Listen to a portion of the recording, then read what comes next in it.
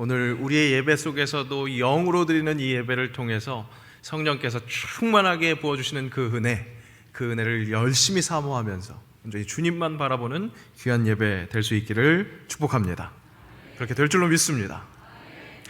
새영광교회가 그야말로 새 영광을 사모하고 있습니다. 많은 성도들을 만나면서 전해 듣는 이야기가 참 성도님들이 참 새로운 변화, 그것을 많이 요청하고 계시는구나, 그런 것을 느낍니다. 온 마음으로 온 몸으로 그렇게 느끼고 있습니다. 그리고 저 또한 그런 신선함, 새로움, 그런 즐거운 일들이 넘쳐나기를 소망합니다. 그렇게 되기를 바랍니다. 다만 그런 변화는 사람으로 인해서 시작되는 것 아닙니다. 하나님께서 하실 때, 하나님께서 그 깃발을 드실 때 비로소 시작될 것입니다. 역사가 일어날 것입니다. 우리 하나님께서 친히 드실 때 그 친히 드신 사람을 사용하셔서 그래서 귀한 일들을 일어나게 하실 줄로 믿습니다. 부활 후 40일 동안 예수님 제자들과 동고동락하셨습니다. 그렇게 함께 지내시다가 하늘로 승천하시면서 그렇게 이제 떠나가시면서 제자들을 축복하는 마음으로 아주 힘차게 선포하셨습니다. 오직 성령이 너희에게 임하시면, 성령이 너희에게 임하시면 너희가 권능을 받고 예루살렘과 온 유대와 사마리아와 땅끝까지 이르러 내 증인이 되리라, 그렇게 말씀하셨습니다. 변화는 사람이 열망하는 그 열망, 그 마음으로 시작되는 것 아닙니다. 오직 성령이 우리에게 임하실 때, 그때 우리에게 권능이 허락되고 그 권능으로 말미암아 귀한 변화들이 일어날 줄로 믿습니다. 그 변화가 바로 이 능동로 350 중곡이동 47-32번지로 시작돼서, 그래서 이 서울에서 저 멀리 평양까지, 또 이 세상 땅끝까지 빛을 들고 세상으로 나아가는 그런 빛의 사자들, 그런 복음의 산 증인들로 세워주실 줄로 믿습니다. 교회에 어떤 변화가 있기를 원하십니까? 개혁되었으면 하십니까? 그런 마음이 있으십니까? 그런 마음이 있으시다면 우리의 그저 개인적인 욕망 때문에 그런 마음이 생기는 것이 아니라, 어찌 보면 말씀에 아주 순수하게 순응할 때, 그 말씀에서 주시는 영적인 그 반응으로 순응할 때 주시는 그런 마음이라고 할 수 있겠습니다. 말씀이 우리를 이렇게 일깨우시기 때문입니다. 너희는 이 세대를 본받지 말고 오직 마음을 새롭게 함으로 변화를 받아 하나님의 선하시고 기뻐하시고 온전하신 뜻이 무엇인지 분별하도록 하라. 말씀은 우리에게 이렇게 가르쳐주고 계십니다. 그 말씀에 순수하게 순전하게 반응한다면 우리가 마음을 새롭게 하는 것, 항상 새롭게 하는 것, 어쩌면 당연한 일일지 모르겠습니다. 새로움을 갈구하는 것, 간구하는 것, 우리에게 일어날 수 있는, 일어나야 하는, 일어날 수밖에 없는 그런 일일 수 있습니다. 더군다나 마음을 새롭게 하는 것, 쇄신이라는 피, 그런 전통이 우리에게 흐르고 있습니다.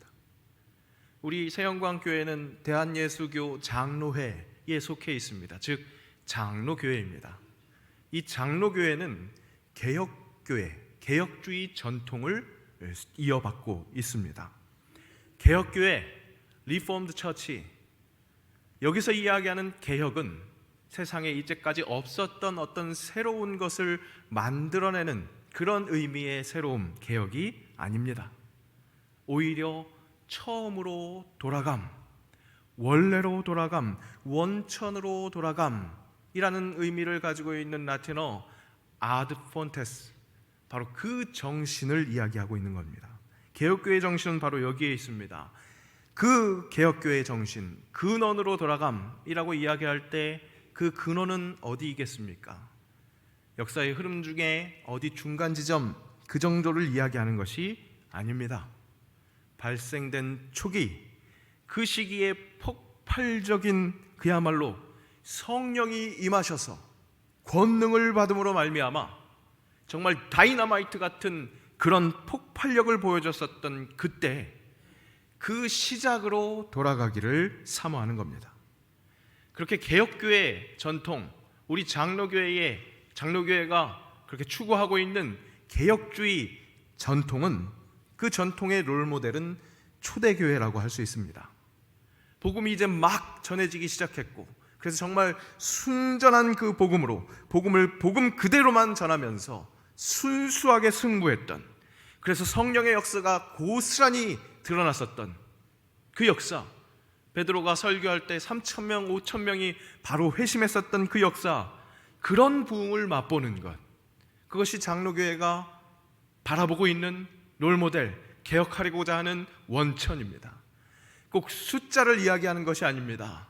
예수님께서 말씀하신 회개하라, 천국이 가까이 왔다, 하나님 나라가 가까이 온 그 사실을 기쁨으로 맞이하면서 그 환희로 신앙생활하는 것, 그 원천으로 돌아가는 것, 그것이 바로 예수 그리스도를 믿는 믿음의 공동체, 이 교회가 바라봐야 할 변화이고 개혁입니다. 그렇다면 또 개인의 변화, 개인의 개혁, 개인의 회복 또한 사모해야 할 것입니다. 개인의 신앙생활의 근원, 그것은 무엇일까요? 우리가 예수님을 처음으로 인격적으로 만났던 그때, 그 신앙의 첫사랑, 그때를 기억해 보면 어떨까요? 성령의 은혜로 예수를 주라 시인할 수 있었던 그 은혜, 그렇게 허락받았었던, 소위 은혜 받았다라고 표현하는 그 환희, 그 기쁨, 그 시절로, 그 상태로 돌아가는 것, 그것이 개인적인 개혁, 개인적인 회복이라고 할 수 있겠습니다. 하지만 또 내가 경험한 그 기쁨뿐만 아니라 우리가 돌아가야 할 진정한 원천, 그것은 진정한 개혁, 정말 제대로 돌아가면 우리의 형상 되시는 하나님의 형상대로, 원래 거기로 그 상태로 돌아가는 것, 그것이 진정 우리 개인이 사모해야 할, 우리에게 필요한 개혁이라고 할 수 있을 것입니다. 지으신 그대로 회복시키시는 우리의 창조주 그리스도 예수, 구원을 허락하시는, 재창조를 허락하시는 그 창조주 그리스도 예수, 그런 의미에서 예수님이 우리에게 참 소중합니다. 절실합니다. 필요합니다.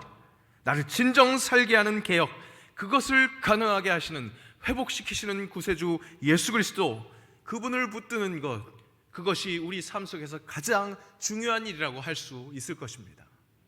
그래서 지난주에 그렇게 예수를 바라보자, 예수를 바라보자, 그렇게 그 말씀을 전했습니다. 그리고 이제 그렇게 우리를 변혁시키시는, 개혁시키시는 예수를 바라보기 위해서 꼭 먼저 회복되어져야 하는 예배, 오늘 말씀을 통해서 다시 한번 그 사실을 확실히 인정하고 그 예배가 변혁되는 것, 개혁되는 것을 소망하며 그 소망을 얻어내는 귀한 믿음의 자녀들 되시기를 축복합니다. 예배, 우리 신앙생활의 심장이라고 할 수 있습니다. 신앙생활의 심장. 왜 그렇게 표현할 수 있겠느냐? 삶의 자리에서 우리는 자꾸 우리의 시선을 교란시키는 그 대적들로 인해서 피곤해 있습니다. 힘들어해 있습니다.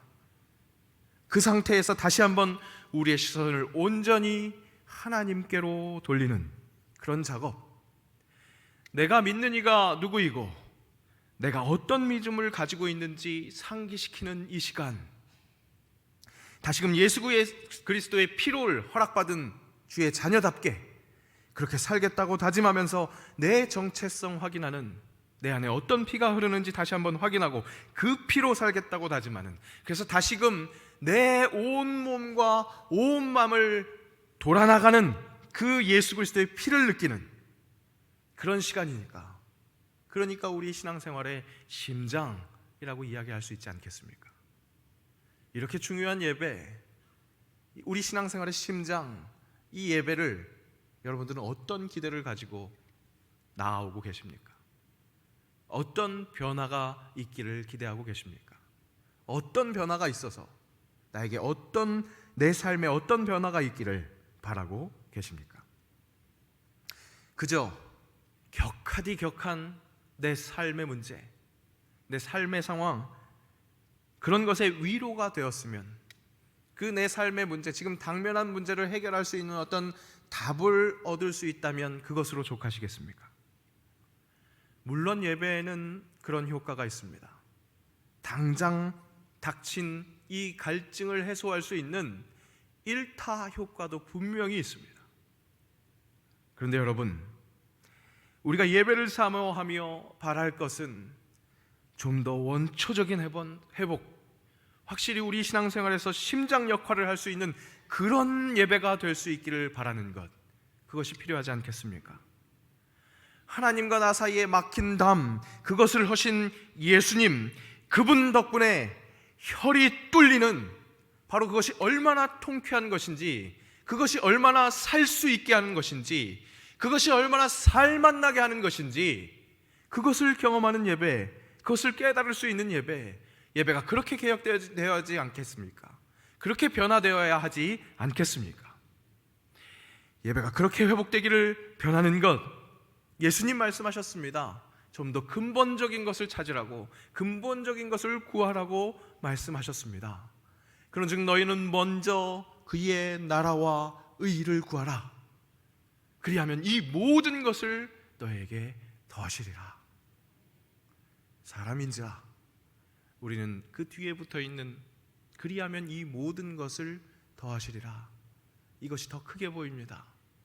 그 모든 것 해결해 주시기를 바라는 마음으로 그 문제를 들고 예배의 자리로 나아옵니다.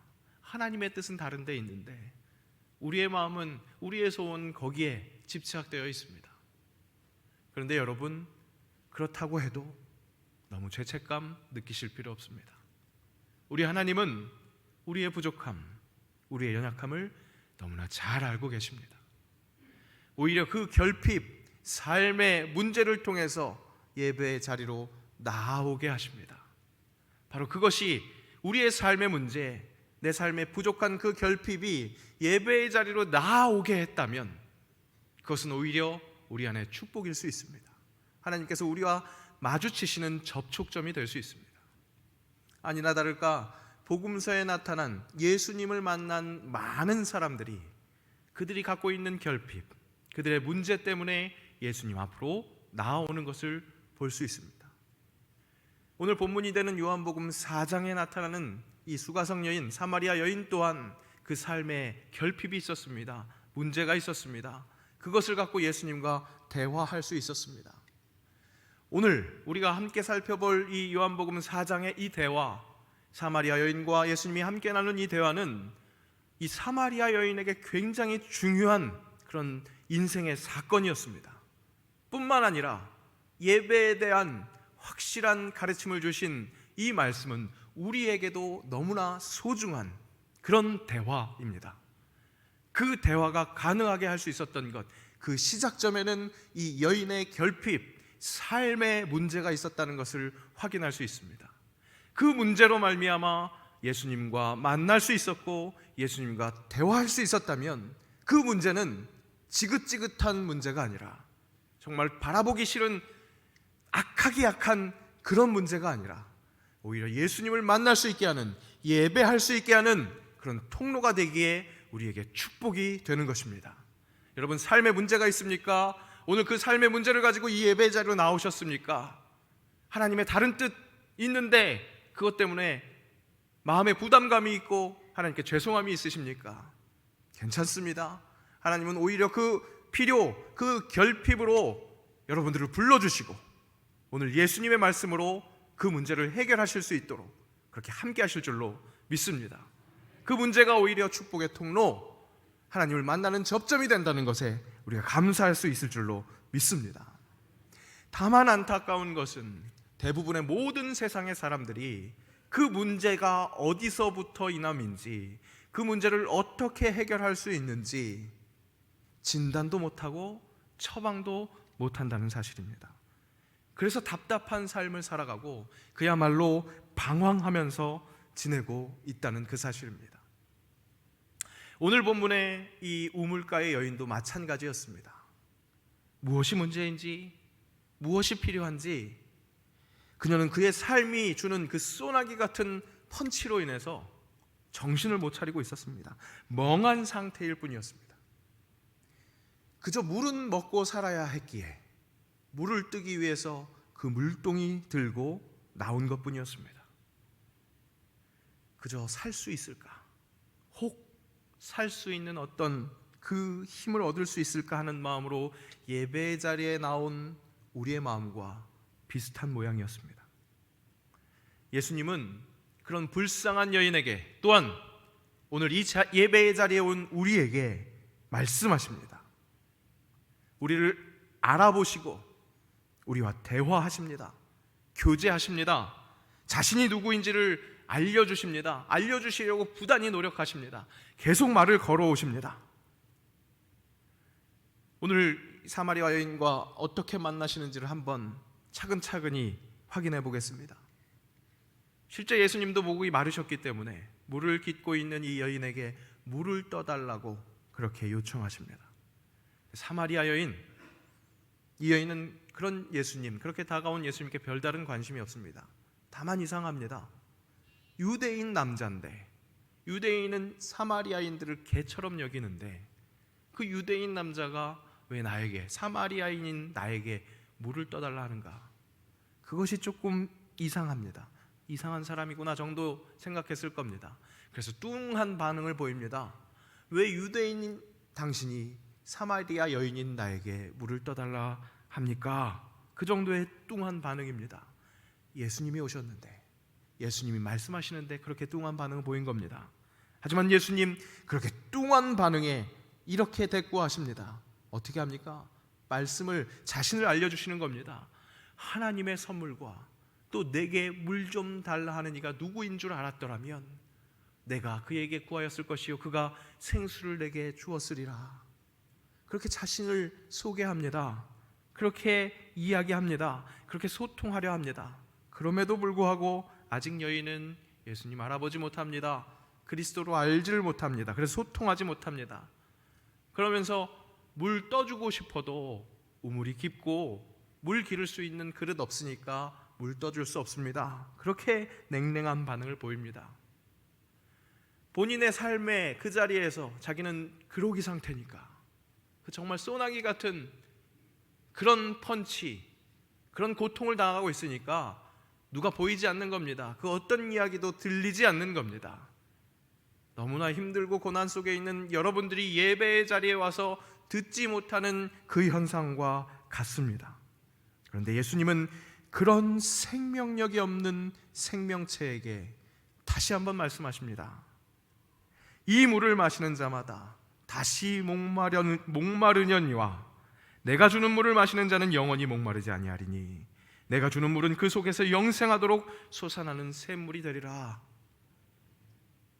다시 한번 그녀의 문제의 답인 것, 내가 답인 것, 바로 그 문제의 근원적인 답이 자신임을 계속해서 드러내십니다. 어필하십니다. 사인을 주십니다. 이 여인도 아직 태세가 전환되지는 않았지만 그래도 조금 마음을 열어서 대화가 진행되는 것 같습니다. 그런 물 내게 주사 목마르지도 않게 하시고 또 여기 다시 물길로 오지 않도록 어디 한번 해보십시오. 그렇게 이야기하는 겁니다. 조금 대화가 진전됐지만 그 속에서는 줄 수 있으면 줘봐라, 어디 할 수 있으면 해보던가, 그런 자세입니다.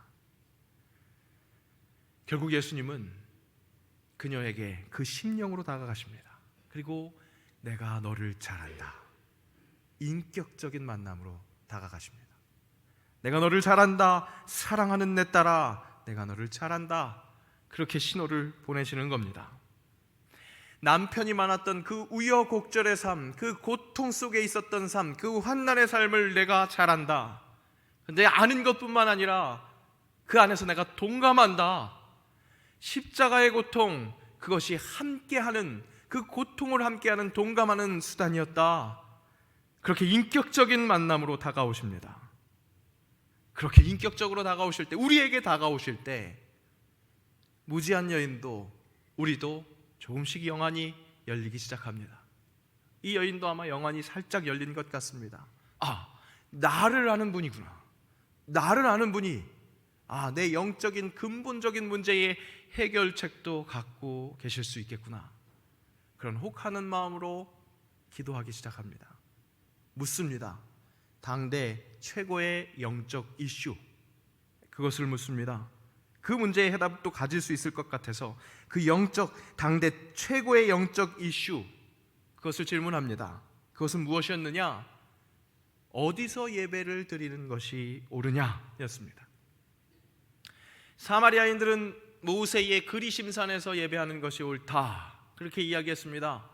유대인들은 예루살렘, 다윗의 그 예루살렘에서 예배하는 것이 옳다, 그렇게 싸우고 있었습니다. 신구약 중간기가 암흑기라고 이야기합니다. 아주 영적으로 깜깜했다고 이야기합니다. 그것이 제대로 드러나는 질문, 제대로 드러나는 현상이라고 할 수 있겠습니다. 예배, 영적인 문제입니다.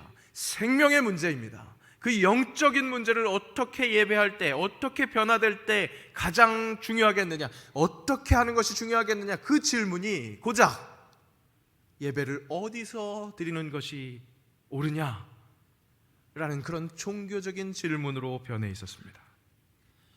진정 영적 문제를 개혁해야 하는데 고작 어디서 예배하느냐, 그 겉모양을 두고 종교적인 문제로 변화시켜버린 그런 당대의 상황, 그야말로 깜깜해서 소경이 소경을 인도하는 그런 꼴이었습니다. 정말 중요한 것은 이미 호세아 선지자를 통해서 하나님 말씀하셨는데 말입니다. 나는 인애를 원하고 제사를 원하지 아니하며 번제보다 하나님을 아는 것을 원하노라.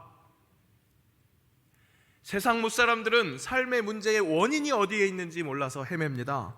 근원이 몰라서 그래서 어려워합니다. 그런데 우리가 풀어야 할 것이 영적 문제라는 것 알고 있는 소위 믿는 사람들이라고 하는 우리들도 영적인 문제를, 생명에 관한 문제를 겨우 종교적인 문제로 그렇게 치환시키고 그렇게 인식하면서 해결하려고 합니다. 제사가 어때야 한다, 모양이 어때야 한다, 사람이 누구여야 한다, 육을 입고 있는 사람의 한계, 겉모양만 운운하고 있는 겁니다. 그런데 그런 당시에 그 무지한 사람들에게, 또 예수님을 만나고 있는 이 불쌍한 여인에게, 또 삶의 자리에서 불쌍하게 헤매고 있으면서 영적인 문제의 그 근원을 제대로 짚어내지 못하는 우리에게 예수님은 일침을 가하십니다. 오늘 본문의 말씀입니다. 아버지께 참되게 예배하는 자들은 영과 진리로 예배할 때가 오나니 곧 이때라. 아버지께서는 자기에게 이렇게 예배하는 자들을 찾으시느니라. 하나님은 영이시니 예배하는 자가 영과 진리로 예배할지니라. 제사, 모양, 사람, 이런 것 중요한 건 아닙니다. 물론 눈에 보이는 것 기왕이면 다홍치마라고 더 아름다우면 좋을 수 있겠습니다. 더 효과적인 방법, 좋은 사람들의 방법, 그거 있으면 나쁠 거는 없을지 모르겠습니다. 하지만 중요한 것은 따로 있습니다. 우리 영적 상태, 죄된 상태를 해결해 줄 수 있는 예수님 온전히 바라보고 의지해야 합니다. 예수를 만나야 합니다. 예수를 바라봐야 합니다. 그렇다면 우리 예배 속에서 그 예수를 어떻게 만날 수 있겠습니까? 어떻게 그분과 교제할 수 있겠습니까? 오늘 본문은 아주 단도직입적으로 클리어하게, 아주 단도직입적으로 말씀하십니다. 영과 진리로 예배할지니라. 영과 진리로 예배할지니라. 우리는 지난주에 예수를 바라보자, 그 강력한 말씀에 아멘으로 화답했습니다. 예수 어떻게 바라본다고 했습니까? 볼 수 있어서 믿는 것 아니라고 했습니다. 믿음으로 바라본다 했습니다. 예수는 그렇게 믿음으로 바라보는 겁니다. 예수 그리스도를 구주로 고백할 수 있게 하시는 성령의 은혜가 부어질 때 그 믿음으로 예수를 바라볼 수 있습니다. 우리 예배 속에서도 예수를 바라볼 수 있는 것, 영적인 존재인 내가 전인격적인 모든 것들을 열어놓고 성령을 부어주실 것을 기대하면서 영으로 나아가는, 그렇게 성령을 간절히 간구하는, 바로 그것이 영으로 예배 드리는 것입니다. 성령을 부어 주옵소서. 성령을 부어 주옵소서. 비록 나는 죄에 시달려서 헤매는, 뭐가 뭔지 몰라서 정말로 그러기 상태로 멍해져 있는, 그렇게 불쌍하기 짝이 없는 그런 존재라 할지라도 하나님이 형상대로 만드신 이 영적인 내 존재가 주님 성령을 만날 때 다시 한번 소생케 되는 그 역사를 간절히 간구하면서 성령을 부어주옵소서, 성령을 부어주옵소서, 그렇게 나아갈 때 우린 영으로 예배할 수 있을 줄로 믿습니다. 그렇게 영으로 예배할 때 예수 그리스도를 만날 수 있습니다. 더불어 진리로 예배해야 합니다. 진리로 예배할 때 말씀으로 허락되는 진리를 간구해야 합니다. 말씀이야말로 하나님의 계시, 예수 그리스도, 그분을 나타냅니다. 말씀으로 진리를 허락받습니다. 그 진리로 예배해야 한다고 오늘 가르쳐 주십니다. 그 진리로 예수님 바라볼 수 있다고 가르쳐 주십니다. 히브리서 말씀은 이렇게 말씀합니다. 하나님의 말씀은 살아있고 활력이 있어 좌우의 날선 어떤 검보다도 예리하여 혼과 영과 및 관절과 골수를 찔러 쪼개기까지 하며 또 마음의 생각과 뜻을 판단하나니. 맞습니다. 하나님의 말씀은 능력이 있습니다. 활력이 있습니다. 좌우의 날선 어떤 검보다도 예리합니다. 때로는 말씀이 달콤합니다. 내 입에 어찌 그리 단지요 고백할 수 있습니다. 하지만 정말 어떤 검보다 예리한 것이 말씀입니다. 그래서 혼과 영, 골수, 관절 다 찔러 쪼개기까지 하는 그런 날카로움이 있습니다. 아리다, 이런 표현으로 다 표현할 수 없습니다. 충분하지 않습니다. 얼얼하다, 이런 전혀 그것을 다 충분히 표현해내지 못합니다. 정말 날카롭게 썰려져 나가는 그 아픔 보통이 아닙니다. 예수 그리스도의 십자가 그 고통만큼이나 우리의 영적 군살이 썰려져 나가는 그것은 큰 고통일 수 있습니다. 아픔일 수 있습니다. 하지만 그 필요 없는 영적 군살이 썰려져 나갈 때, 바로 그런 말씀의 은혜가 우리에게 임할 때 그 말씀이 우리로 진리를 얻게 하십니다. 그 진리가 우리를 자유하게 합니다. 그 진리로 예배할 수 있는 겁니다. 오늘 우물가의 여인도 예수님께서 찾아오셔서 자기의 그 삶의 아픔, 치부를 대놓고 이야기하실 때 아마 그 예수님의 말씀이 너무나 날카롭게 느껴졌을지 모릅니다. 너무나 아픔이 될 수 있을지 모릅니다. 하지만 예수님께서 그 말씀으로 찔러 쪼개심으로 얻으려 하신 것은 그 여인이 그저 철철 흐르는 피를 부여잡고 고통 속에 있는 것, 그것을 목적으로 하신 것이 아닙니다. 바로 그 말씀을 통해서, 그 진리를 통해서 그녀의 아픔을 아시고 그 아픔과 함께 동감하고 있다는 그 사실을, 그 인격적인 교제를 알려주시기 위해서 그렇게 말씀하셨습니다. 우리에게 허락되는 말씀 또한, 그 진리도 때로는 한없이 아플 수 있습니다. 나에게는 위로만이 필요한데, 나는 지금 위로받아야 하는데 하나님 나에게 너무 잔인한 것 아니신가? 어쩜 이런 나에게 이렇게 날카로운 말씀을 허락하시는가? 그렇게 한탄할 수 있습니다. 하지만 예수님의 원뜻은 그 날카로운 말씀으로 우리의 영적 군살이 잘려나감으로 말미암아 정말 혈액순환 될 수 있는, 혈이 돌 수 있는 바로 그런 상태, 살아있는 상태로 만드시는 바로 그런 은혜입니다. 진리의 말씀, 그것은 우리를 그렇게 예수님으로 앞으로 나아오게 합니다. 예수님을 만나게 합니다. 그 진리로 예배할 수 있습니다. 그 예배를 통해서 우리 예수님 만날 수 있습니다. 그렇게 우리는 영과 진리로 예배로 나아가야 합니다. 그런데 안타깝게도 이렇게 이 대화의 흐름이 여기까지 진행됐는데 불구하고 이 사마리아 여인은 정말로 답답한 이야기를 합니다. 그 그리스도가 오시면, 지금 말씀하시는 그 그리스도가 오시면 모든 것을 우리에게 알려주시리이다, 그렇게 이야기합니다. 눈앞에 있는 예수님을 놓고 그 그리스도, 다른 그리스도 오시면 해결될 겁니다, 그런 이야기하고 있는 겁니다. 예수님 입장에서 얼마나 답답합니까? 이미 영과 진리 모든 이야기들을 다 해줬는데, 인격적으로 만나주시고 예배하는 자는 영과 진리로 예배해야 된다는 그 영적 이슈의 답까지 다 가르쳐 주셨는데 아직도 자신을 알아보지 못하는 그 여인, 포기할 수 있습니다. 저라면 인간적으로 포기하겠습니다. 부족한 목회자여서. 그런데 오늘 예수님을 보면서 예수를 따라야 하는 목회자로서 다시 한번 마음을 다잡습니다. 예수님 그 답답한 소리하는 그 여인에게 다시 한번 말씀하시거든요. 예수께서 이르시되 내게 말하는 내가 그라. 내게 말하는 내가 그라. 영과 진리로 드리는 예배로 인해서 확실하게 회복되어야 할 것, 확실히 개혁되어야 할 것은 바로 이것입니다. 내게 말하는 내가 그라. 이 예수님의 음성을 확실하게 듣는 것. 너의 삶의 자리에서 그 문제를 해결할 그가 바로 내가 그라. 너의 죄된 상태를 확실하게 해결할 구원자, 내가 바로 그라. 그 예수님의 음성을 들을 때 우리의 당면한 문제는 해결될 것입니다. 승리할 수 있을 것입니다. 무엇보다 내 죄의 문제를 해결하시는, 진정 자유하게 하시는 그 은혜를 체험할 것입니다. 그렇게 우리는 하나님의 자녀가 되는 권세를 회복받게 될 것입니다.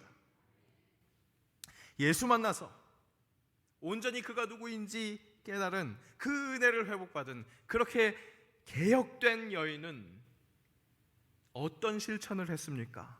이것을 우리가 함께 봐야 합니다. 제대로 마음속에 심어야 합니다. 요한복음 4장 28절 29절을 함께 읽겠습니다. 여자가 물동이를 버려두고 동네로 들어가서 사람들에게 이르되 내가 행한 모든 일을 내게 말한 사람을 와서 보라. 이는 그리스도가 아니냐 하니, 그냥저냥 아무 소망 없이 그저 연명하고 있었던, 그래서 물길러 나왔었던 그 여인이 그 물동이를 버려버립니다. 그리고 그렇게도 들락날락하기 싫었던 그 동네로 뛰어 들어갑니다. 그리고 외칩니다. 와서 보라, 와서 보라. 우리가 그렇게 갈구했었던, 숨이 막혀서 숨 쉬고 싶었는데 그 숨통을 확 틔워주게 하시는 그 그리스도가 여기에 있다. 나와보라, 나와보라. 영과 진리로 드리는 예배를 통해서 예수님, 구세주 되시는 예수님을 만나게 된다면 우리라고 이렇게 호들갑 떨지 않을 수 있겠습니까? 사랑하는 새 영광 교회들이여, 변화, 새로움, 개혁, 다른 것 아니고 근원으로 돌아갑시다. 하나님께로 돌아갑시다. 그러기 위해 우리에게 허락하신 예배를 통해서 예수 그리스도를 만납시다. 예배마다 우리에게 은혜 베푸시는 그 성령의 은혜로, 성령이 부어짐으로 말미암아 그 영으로 예배합시다. 말씀으로 우리와 함께 하시며 동감하시는 그 은혜를 통해서 진리로 예배합시다. 그렇게 예수를 만납시다. 예수 만난 기쁨을 이기지 못해서 동네로 뛰어 들어갑시다. 중국 이동으로, 광진구로, 서울 시내 전국 방방곳곳 세계 구석구석까지 내 삶의 터전으로 뛰어 들어가서 외칩시다. 와서 보라, 와서 보라. 이는 그리스도가 아니냐. 세상 그 어떤 것과도 비교할 수 없는 구원의 기쁜 소식, 복음, 이것을 가슴에 품고 그러면서 외치는, 그래서 그렇게 하나님을 진정으로 영과 진리로 예배하는 그런 살아있는, 생명을 주신 생명체답게 그 생명을 붙들고 살아내는 그런 진정한 예배자들 되시기를 주님의 이름으로 간절히 축복합니다. 기도하겠습니다.